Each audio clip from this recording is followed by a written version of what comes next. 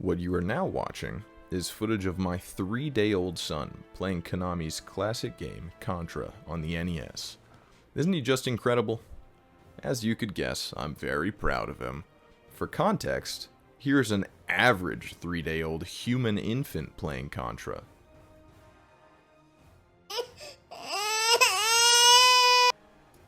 Yeah, pretty pathetic, huh?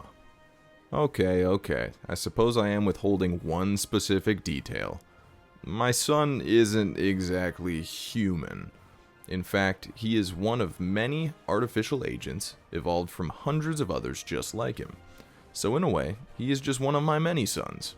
And while I shouldn't play favorites as a new father, he is undoubtedly my favorite. I mean, just look at him go.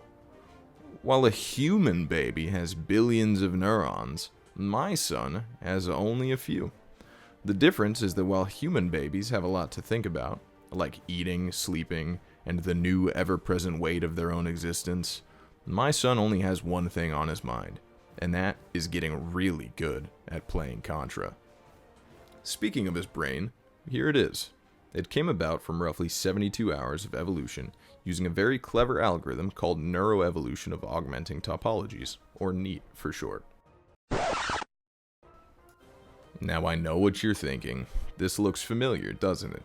The answer is yes, and before you call me a charlatan, a trickster, and a crook, I will point out that much of this algorithm is derived from the Mar.io script by Seth Bling, which was popularized by this video here. Yes, I truly stand on the shoulders of giants, and more importantly, I had a deadline to get this done by, so I needed all the help I could get. And while I may be unoriginal, I think that this particular application of NEAT is interesting to take a look at, and I'll explain why shortly.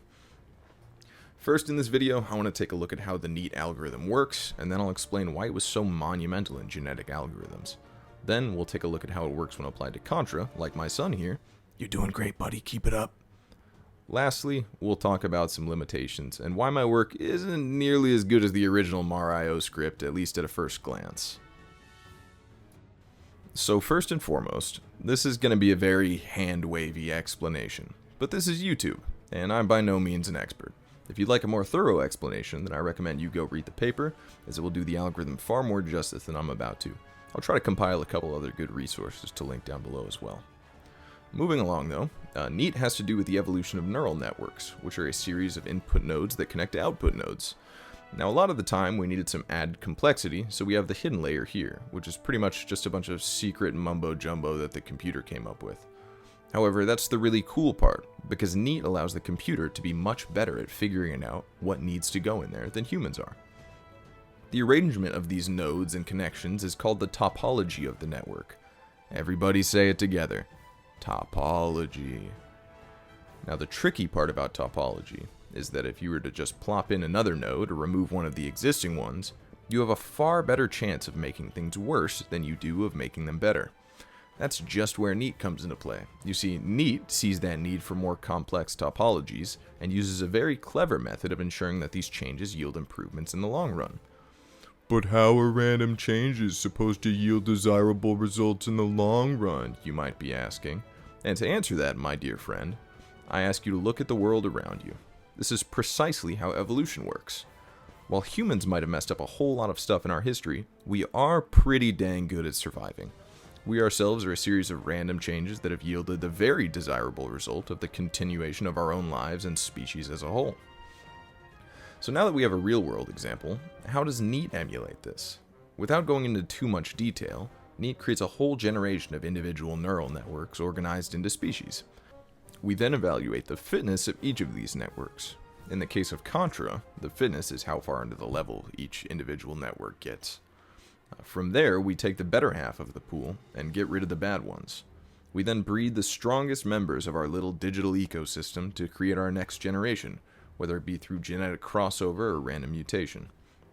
If we go back to our Contra example, this is kind of like saying, if this guy knows that holding right gets him further in the level, and this guy knows how to shoot enemies when they get too close, then maybe if we take both of those qualities, we'll get a bona fide super soldier. It's not quite as quick and easy as that, but if we accumulate a lot of these behaviors from good Contra networks over time, then eventually we should be able to finish the level. Right? Right? Okay. I suppose I should come clean and talk about why playing Contra with a neural network is a bit of a tall order. So if you remember Mario, you'll remember that it played Donut Plains 1 in Super Mario World. Now, I'm not trying to diminish the accomplishment of finishing that level. After all, that's the forefather of our little Contra machine here. But it is pretty easy in terms of the level itself. The desirable traits that the network needed to evolve were essentially running right and doing a spin jump when something got too close. Contra, on the other hand, is a downright PTSD simulator in comparison. Whereas in Super Mario World, there are a couple of places you can't jump in because you'll die, the latter half of the first level of Contra pretty much has a select few places that you have to jump to avoid dying. On top of that, you've got these soldier guys of ambiguous origin and turrets constantly trying to gun you down. If you look at a graph of our maximum fitness, you'll see that we had a really smooth start, and then started to struggle immensely. I'll do my best to contextualize why. Once the level starts, all you have to do is hold right, and then either jump over or shoot at enemies. Then you get to swim to your little heart's content, assuming you take the path of least resistance like our friend here. But oh boy, do things get tricky from there. I mean, for a human who has some aptitude with video games, the first level of Contra probably seems pretty easy. But remember, we're dealing with a 3-day-old baby here. You're not quick to judge a 3-day-old baby, are you? At a certain point, suddenly you just can't hold right, and that certainly doesn't bode well for our buddy here, who's been taught to hold right by his father, grandfather, great-grandfather, and so on. Suddenly you have to jump in specific places and not catch a stray bullet while doing it. Oh, and before too long, you're faced with the true antagonist of our story. Get ready for the next battle. This guy. This guy right here. This is the point where progress all but halted. This truly evil being has wholesale slaughtered so many of our little Contra-playing friends that it makes me sick to my stomach. If our little friend here jumps off the ledge, he'll get sniped midair. If he instead opts to fall to the lower platform, all of his instincts tell him to jump so that he doesn't fall into the next pit, but he will inevitably jump right into the hitbox of our adversary there. This sort of nuanced decision is why our ContrAI plateaued so aggressively, and these dilemmas are scattered throughout the level moving forward. All in all, it took about 72 hours of evolution to get through 80% of the level, and given about another 24 hours or so, I think it should be able to close it out. You might be asking, hey, why didn't you just wait 24 more hours so you could show our little friend here finishing the level? And to that, I will once again remind you that I had a deadline, and also that this was like my 4th attempt at optimizing this program. But on top of all these complexities, the level also takes about twice as long to complete as Donut Plains 1, and when it's being attempted thousands of times, that difference adds up to a much greater evolution time in the long run. There are a couple of things that could likely be done to improve the performance of this implementation. For one, optimizing the algorithm more for this specific application would certainly result in a shorter evolution time. Given more time to work with it, this is likely the first thing I will do to improve. Another thing I've been playing around with is making save states at those plateau points. Yeah, I'm looking at you. So that attempts to evolve past them become shorter. This does, however, risk making changes to the network that affect performance earlier in the level, so it will definitely be subject to some experimentation. Lastly, we might consider that a genetic algorithm like NEAT just isn't the best route for a game like Contra. A reinforcement learning algorithm may produce better results. Proximal policy optimization, for example, has been used recently in lots of game-playing AI, so I'd be curious to see how it performs when applied to Contra.